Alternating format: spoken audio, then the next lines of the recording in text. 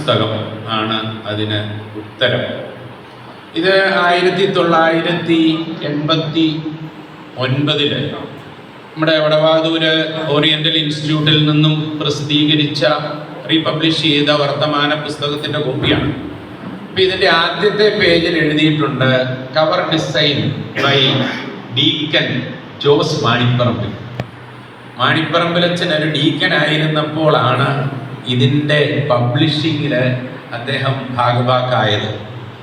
ഞാൻ പറഞ്ഞു വന്നത്, ഒരു പുസ്തകം എത്രമാത്രം അത് വൈദികനെ ആയാലും അൽമായനെ ആയാലും എത്രമാത്രം തീഷ്ണമതിയാക്കുന്നു എന്നുള്ളതിൻ്റെ ജീവിക്കുന്ന ഒരു ഉദാഹരണമാണ് നമ്മുടെ മാണിപ്പറമ്പിലച്ഛൻ.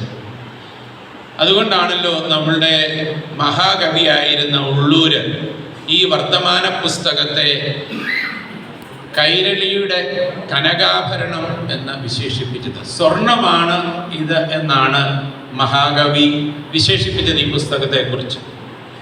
അപ്പം നമുക്കറിയാം, ഒരുപാട് ആളുകളെ ഇന്നും പ്രചോദിപ്പിക്കുന്ന ഒരു വലിയ പുസ്തകമാണ് നമ്മുടെ ഈ വർത്തമാന പുസ്തകം.